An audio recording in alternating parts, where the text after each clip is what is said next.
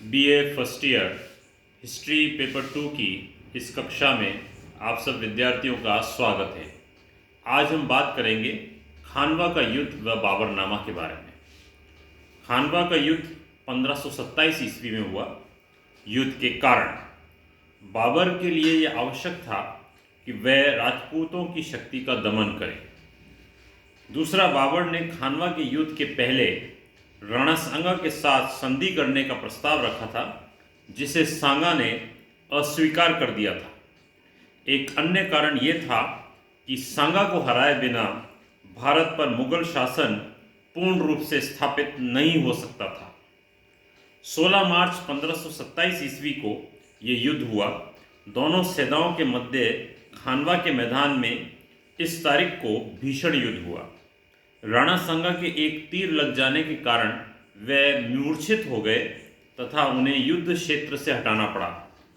राणा सांगा के घायल होने की खबर से राजपूतों की मनोबल गिर गया और उनकी पराजय निश्चित हो गई। खानवा युद्ध के परिणाम। इस युद्ध के परिणाम स्वरूप उत्तर भारत से राजपूतों का प्रभाव समाप्त हो गया और मुगलों का आधिपत्य स्थापित हो गया। इस युद्ध के पश्चात मुगलों के भारत में पांव जम गए। बाबर का केंद्र अब भारत हो गया। सफलता के कारण। बाबर का व्यक्तित्व, बाबर का कुशल सेना संचालन, उसका तोपखाना, योग्य सेनापति, कुशल व्यूह रचना, अफगानों का नैतिक पतन, राजपूत सेना में अनुशासन का भाव, राजपूत सेना में पैदल सैनिक अधिक होना जबकि मुगल सेना में घुड़सवार सैनिक अधिक होना, राणा सांगा के युद्ध के प्रारंभ में घायल होना इत्यादि कुछ बाबर की सफलता के कारण बने। अगला जो युद्ध हुआ वो है चंदेरी की विजय 1528 ईस्वी में। चंदेरी का राज्य मालवा व बुंदेलखंड की सीमा पर था और उसका अत्यधिक सामरिक महत्व था। चंदेरी का शासक उस समय मेदेनी राय था। 1528 ईस्वी में बाबर ने चंदेरी पर आक्रमण किया और उस पर अधिकार कर लिया।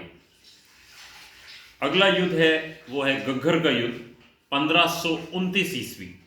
यह युद्ध अफगानों अर्थात इब्राहिम लोदी के भाई महमूद लोदी और बाबर के मध्य 1529 ईस्वी में घग्गर नदी के किनारे हुआ था।